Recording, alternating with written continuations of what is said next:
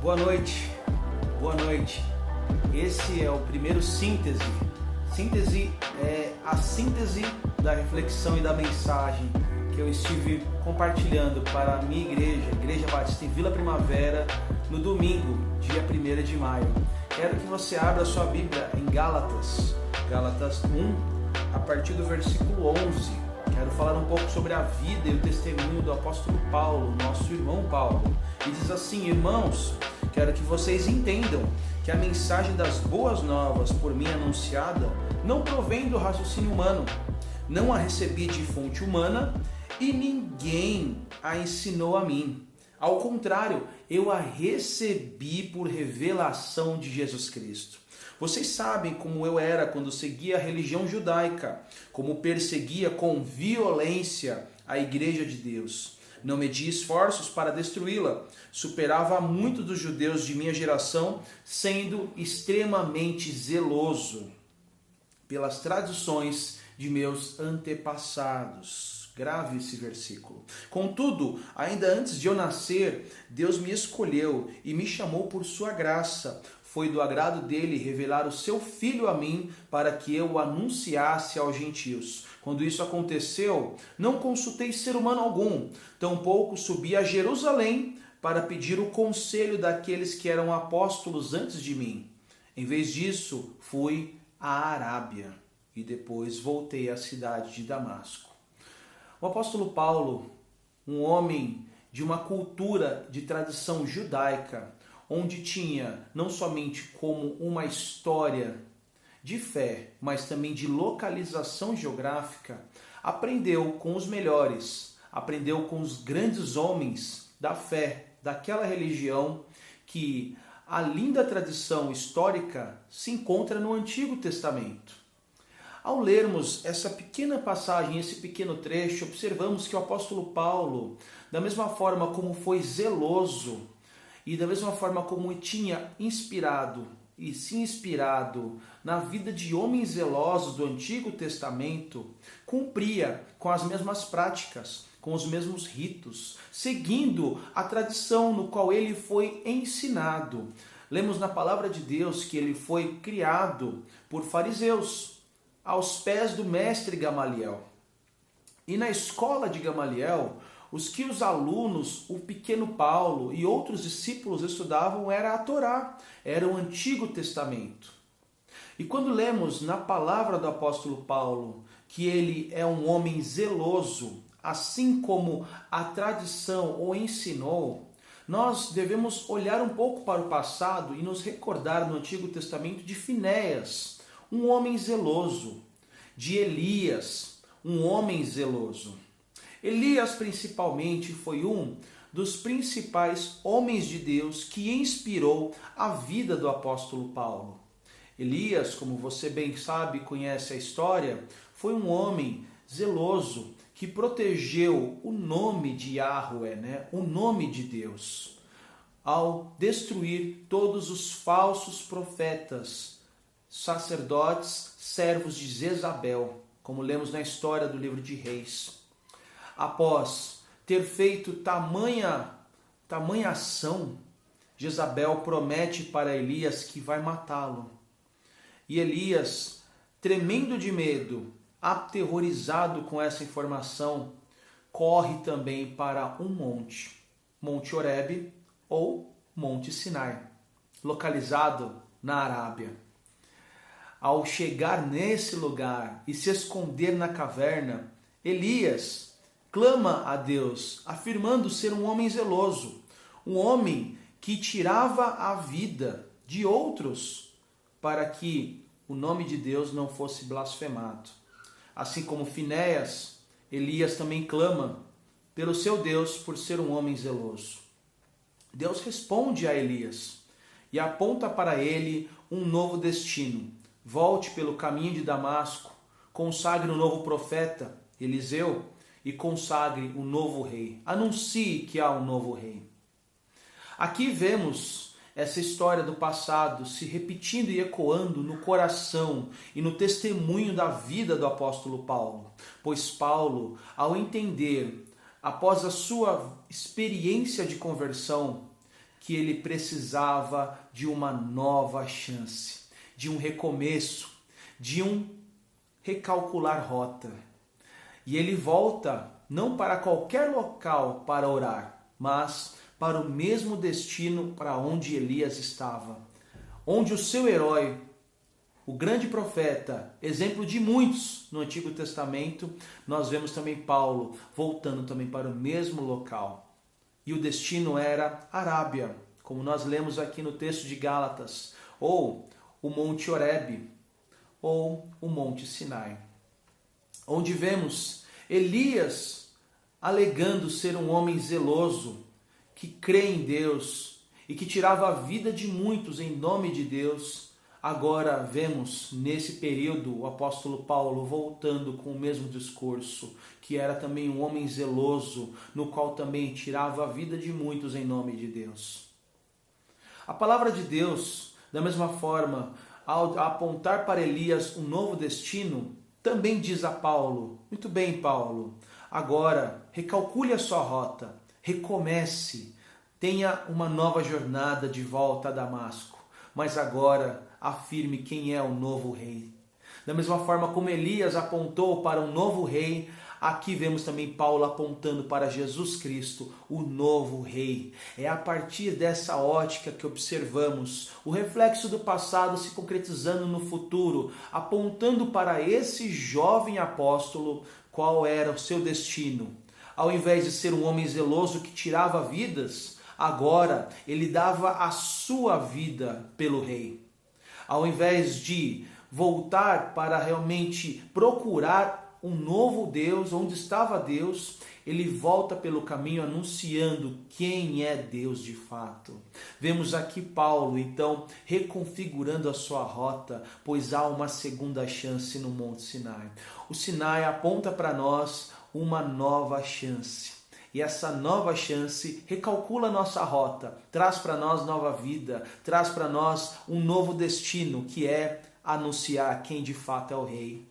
Eu disse também ontem no meu sermão, nessa nossa conversa, que Paulo, ao entender desse projeto novo de ação, no qual ele foi incumbido por Deus através do Sinai, ele também teve no seu caminho, na sua jornada, agruras, também teve desafios, também teve dificuldades. E a partir dessas dificuldades, o apóstolo Paulo percebeu que isso era como espinhos na sua carne.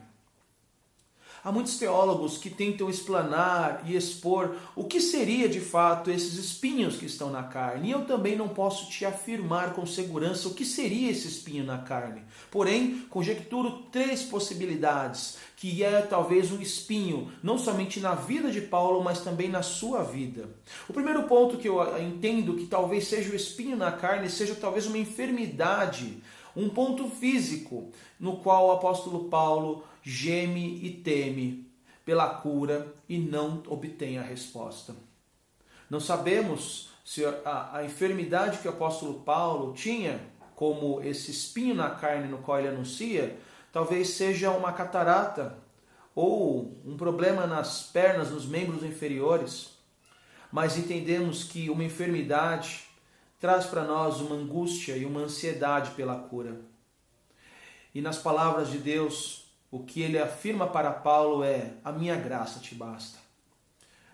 Eu entendo que às vezes a minha enfermidade e a sua enfermidade, no qual nós ansiamos demais pela cura, às vezes tem um propósito, às vezes tem um projeto, às vezes tem um objetivo.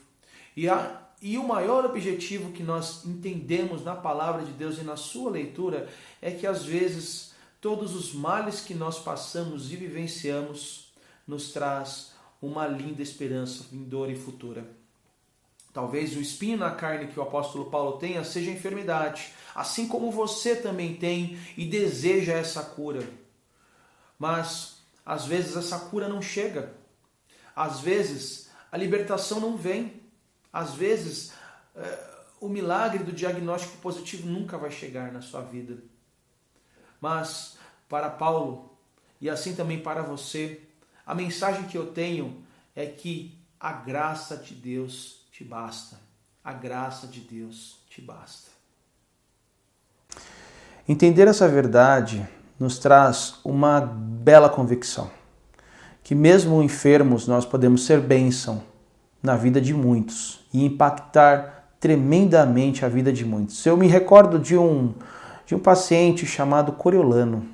Coriolano foi meu amigo.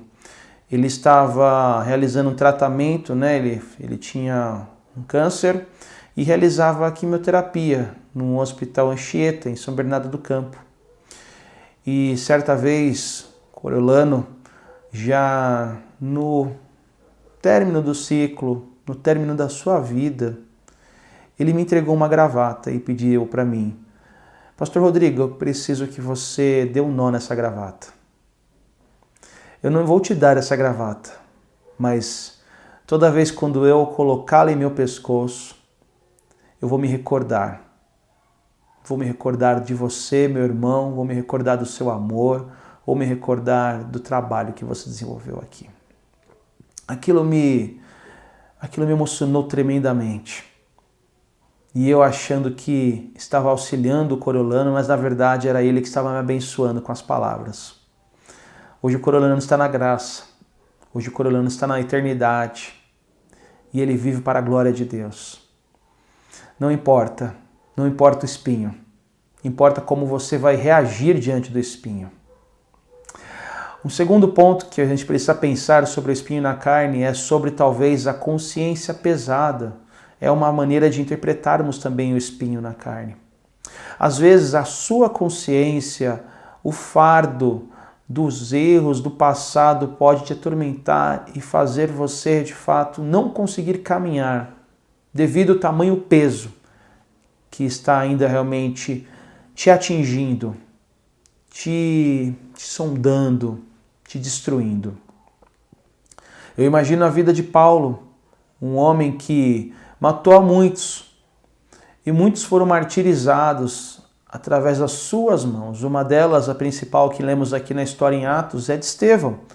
Estevão foi um homem de Deus, um homem que apresentou o Evangelho de Jesus da maneira mais sensata e da maneira mais sábia e foi morto. E Paulo presenciou tamanho assassinato. Talvez a consciência do apóstolo Paulo seja o grandioso espinho na carne. A consciência de ter feito algo terrivelmente incorreto.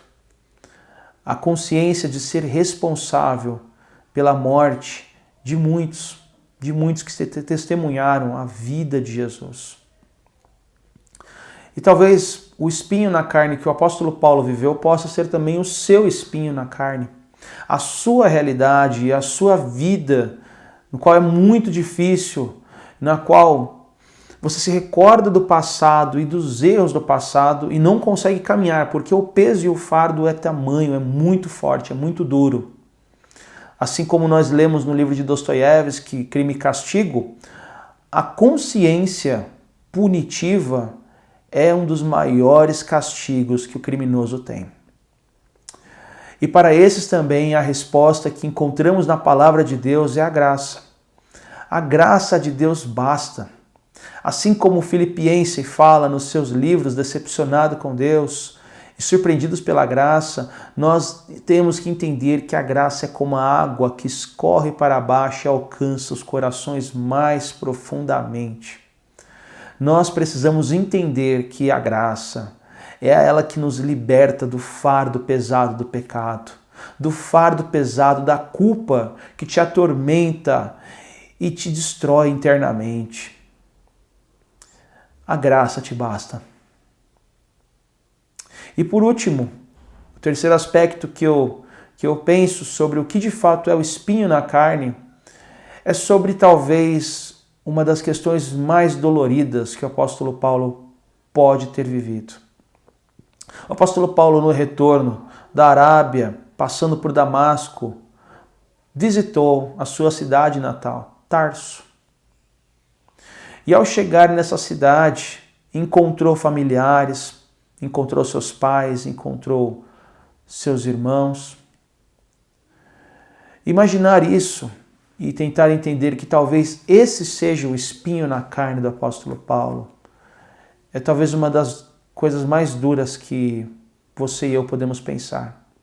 O apóstolo Paulo pregou para muitos, atingiu multidões com o evangelho da graça de Deus e converteu a muitos corações através da mensagem de Jesus.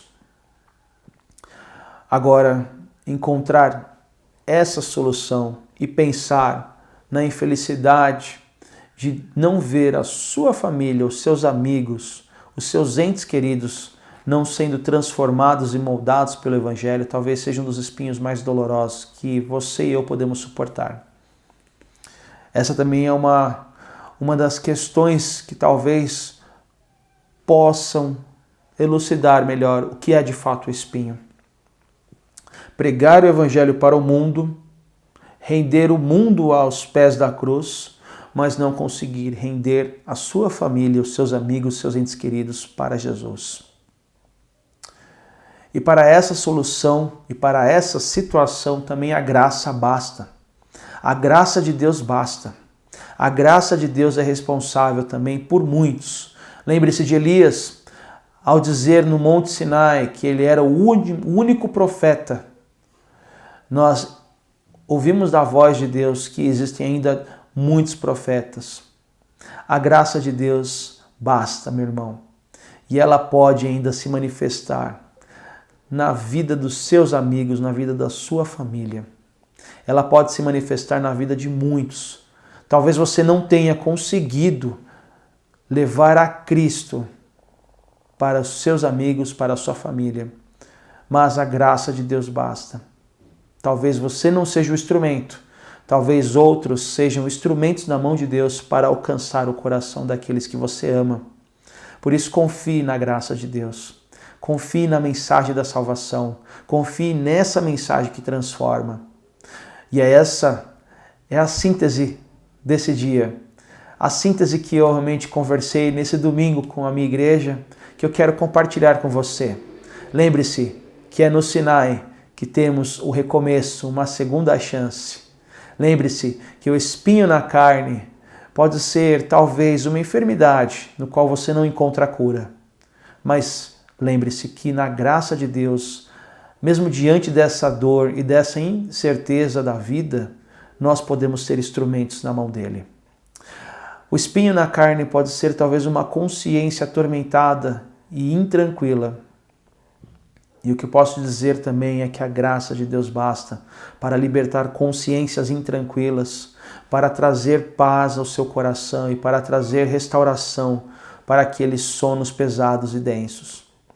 E finalmente, o espinho na carne pode ser talvez a infelicidade de não conseguir alcançar um ente querido, um amigo amado, uma família, mas também a nossa esperança é que a graça de Deus basta, porque ela pode alcançar qualquer vida, qualquer coração. Essa é a mensagem de Jesus, essa é a mensagem do Evangelho libertador, que alcança a sua vida e alcança a minha vida, alcança esse mundo e explode em amor, transformando e alcançando a muitos com esse Evangelho transformador. Essa é a síntese que eu tenho de hoje. Que Deus abençoe a sua vida e que essa mensagem impacte seu coração, queime e que te transforme, pois a graça de Deus